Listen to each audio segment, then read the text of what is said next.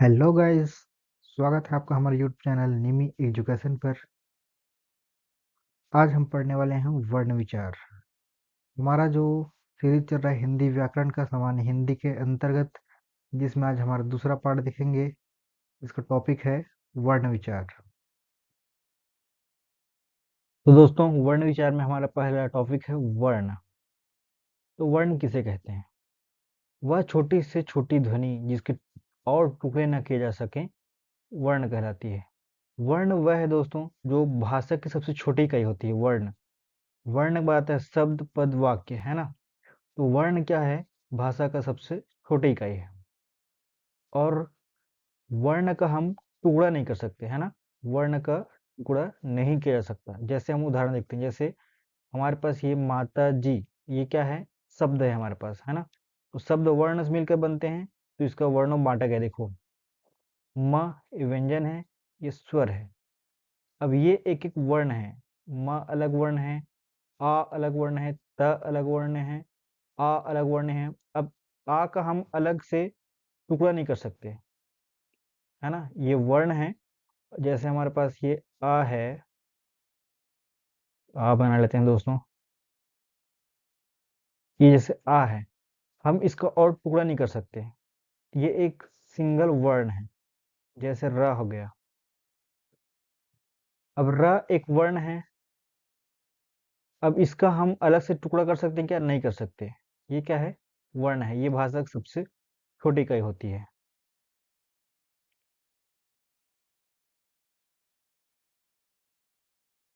वर्णों के क्रमबद्ध समूह को वर्णमाला कहते हैं, है ना। वर्णों के क्रमबद्ध समूह। अब देखो, उच्चारण की दृष्टि से हिंदी वर्णमाला को दो भागों में बांटा गया है ना। एक आप तो जानती हैं, स्वर और व्यंजन। वर्णमाला में दो ही चीज होते हैं, स्वर और व्यंजन। ये मुख्य रूप से है।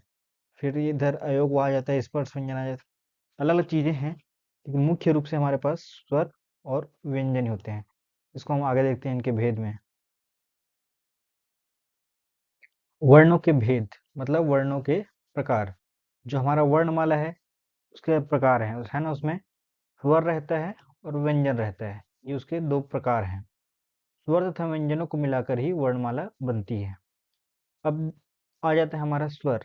तो स्वर किसे कहते हैं, है ना। सबसे क्वेश्चन पहले यही आ जाएगा कि स्वर किसे कहते हैं। तो जिन वर्णों का उच्चारण बिना किसी अन्य ध्वनि की सहायता से होता है, उन्हें स्वर कहते हैं। हिंदी वर्णमाला में कुल 11 स्वर हैं। जैसे देखिए, अ, आ, ये क्या है? इसमें किसी अन्य ध्वनि की सहायता नहीं है। और जैसे हम बोलते हैं माँ, है ना, जैसे माँ बोलते हैं, माँ। तो आप बोल के देखो, आवाज माँ, लास्ट अ का उच्चारण आ रहा है। जैसे ना बोलो, न, लास्ट में अ का उच्चारण आ रहा है, क्योंकि इसमें स्वर का सहायता मिल रहा है ना, आवाज उच्चारण में। ये क्या है? व्यंजन होते हैं। और इसमें स्वर में किसी अन्य ध्वनि की सहायता नहीं हो रहा है। तो हमारे 11 स्वर हैं, अ, आ, ई, ऊ, ऊ, री, ए, ओ, औ, है ना। ये क्या हमारे 11 स्वर। अब स्वर के भेद मतलब स्वर के प्रकार। तो उच्चारण की दृष्टि से स्वर के दो प्रकार होते हैं, ह्रस्व स्वर और दीर्घ स्वर। तो जिन स्वरों को बोलने में कम समय लगता है, उन्हें ह्रस्व स्वर कहते हैं। जैसे अ, ई, उ तथा री, इन्हें मूल स्वर भी कहते हैं। और दीर्घ स्वर क्या है? जिन स्वरों को उच्चारण में ह्रस्व स्वर से दोगुना समय लगता है, इन्हें दीर्घ स्वर कहा जाता है।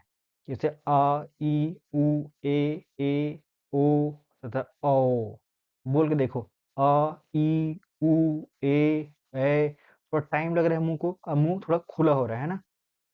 और देखो, एक अंतर आप ऐसा भी जान सकते हो, जैसे हम बोल रहे हैं अ, ई, उ, तो आवाज को हम दबा रहे हैं, थोड़ा मुंह कम खुल रहा है। और जैसे दीर्घ स्वर बोल रहे हैं, आ, ई, उ, ओ, औ, तो क्या हमारा मुंह भी थोड़ा ज्यादा खुल रहा है और ज्यादा टाइम तक हो रहा है। तो ये क्या है? दीर्घ स्वर है। और जो कम होता है वो ह्रस्व स्वर। वर्ण का दूसरा भेद या प्रकार बोल सकते हैं व्यंजन, है ना? तो जिन वर्णों को बोलने के लिए स्वरों की सहायता लेनी पड़ती है, वह क्या है? व्यंजन है।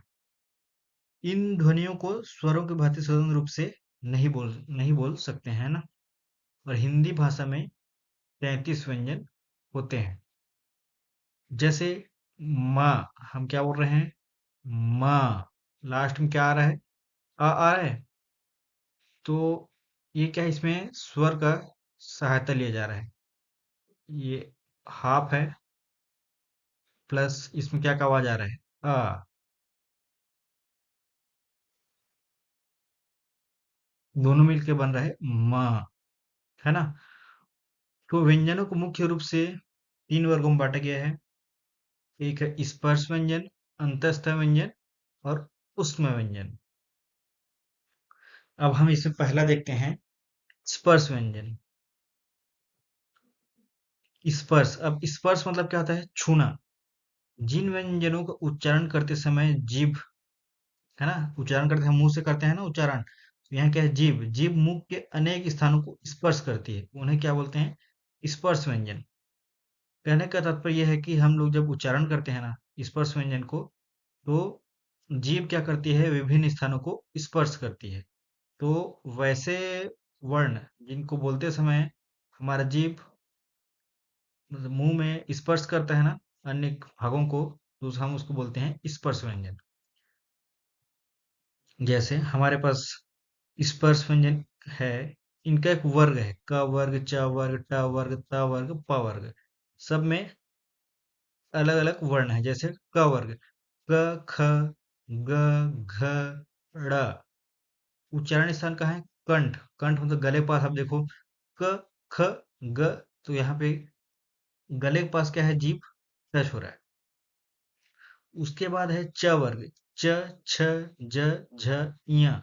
यहाँ जो तालु है, मुंह के जीभ के ऊपर वाला भाग तालु, च, छ, यहाँ पे क्या हो रहा है? आपका जीभ स्पर्श हो रहा है। ट वर्ग, ट, ठ, ड, ढ़, ढ़, अड़ा। ये क्या है? मूर्धा। मूर्धा यहाँ टच हो रहा है, ट, ट। जीभ को उल्टा वाला भाग देखिए, है ना? अब है त वर्ग। त वर्ग में क्या कौन कौन से वर्ण आते हैं? त, थ, द, ध, न। ये दांत को मतलब स्पष्ट रूप से दंत को, जो हमारा दांत है वहां पे टच हो रहा है। त, थ, द, ध, न। जीभ हमारा दांत को टच हो रहा है। प वर्ग, प, फ, ब, भ, म। इसमें क्या है?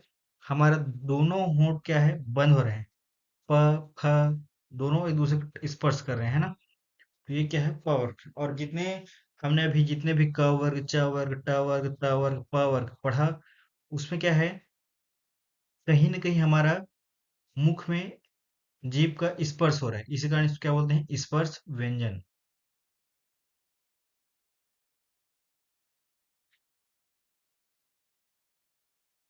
व्यंजन का दूसरा प्रकार है अंतस्थ व्यंजन, है ना? अंतस्थ का अर्थ है अंदर या बीच में, अर्थात जिन व्यंजनों को बोलते समय जीभ मुख के किसी भाग को पूरी तरह से स्पर्श नहीं करती, और थोड़ा बहुत स्पर्श होता ही है लेकिन पूरी तरह से नहीं करता, बीच में रहता है। जीभ क्या है? बीच में रहता है। उन्हें अंतस्थ व्यंजन कहते हैं। जैसे य, र, ल, व। मतलब ये क्या है? मुंह के बीचों बीच से निकलता है ना। ये क्या है? अंतस्थ व्यंजन। उष्म व्यंजन। उष्म का अर्थ है गर्म। इनका उच्चारण करते समय हवा की तेज गति से मुंह से रगड़ खाने की रगड़ खाने के कारण उष्मा गर्मी पैदा होता है, इसलिए ये उष्म व्यंजन कहते हैं। मतलब जैसे इनको हम बोलते हैं मुंह से ना, स, स, ह, तो थोड़ा सा एक प्रेशर बन रहा है मुंह में, है ना? स, स, ह, और इसमें घर्षण पैदा हो रहा है, इस कारण इसको क्या बोलते हैं? उष्म व्यंजन।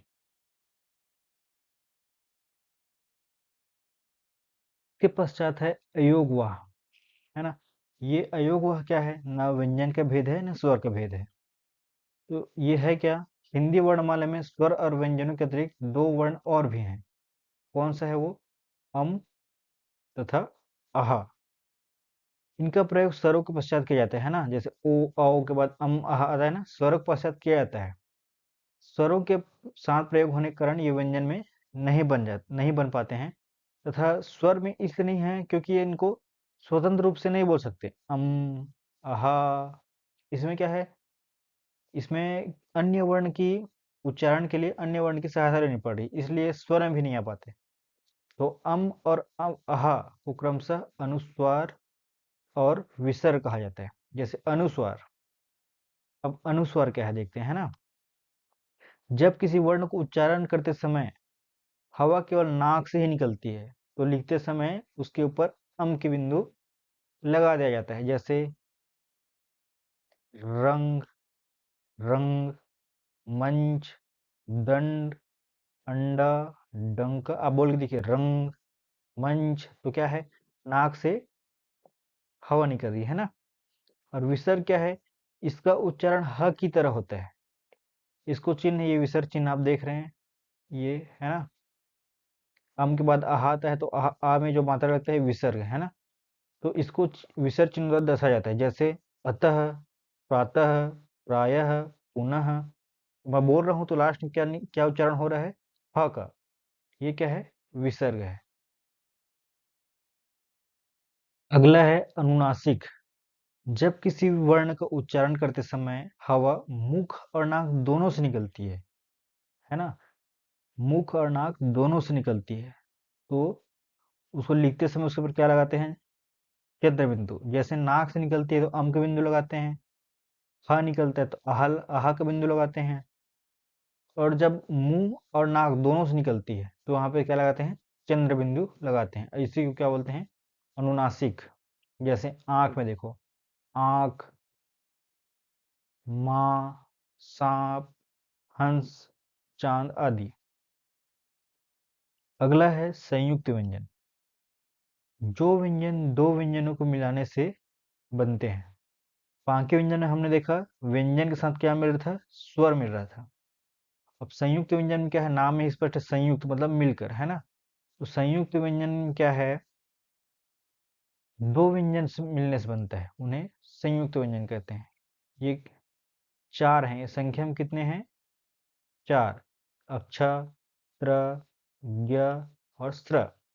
अब ये कैसे मिलते हैं देखते हैं नीचे। जैसे छ है ना, तो ये क व्यंजन है और ये स व्यंजन है, तो ये दोनों मिलकर क्या बने, छ। क्या बने, छ। जैसे कहाँ पे होता है, क्षमा, कक्षा, त्र, ता में त व्यंजन और रा व्यंजन दोनों मिलकर बने त्र। या देखिए, ज और इया, ज और इया मिलकर क्या बनाए, ज्ञ। और इससे मिलने वाला शब्द क्या है, ज्ञान, यज्ञ। फिर है स्र। स्र किन से मिलकर बनता है, किन से मिलकर बनता है जी, स व्यंजन है और र व्यंजन, है ना। ये देखिए, स व्यंजन और र व्यंजन दोनों मिलकर क्या बने, स्र। तो स्र से बनने वाला शब्द क्या है, श्रम और विश्राम। तो आज का हमारा टॉपिक यहीं समाप्त होता है दोस्तों। बने रहिए हमारे चैनल के साथ, हमारे चैनल को लाइक, सब्सक्राइब एंड शेयर जरूर कीजिए। मिलते हैं हिंदी सीरीज की नेक्स्ट वीडियो में। धन्यवाद।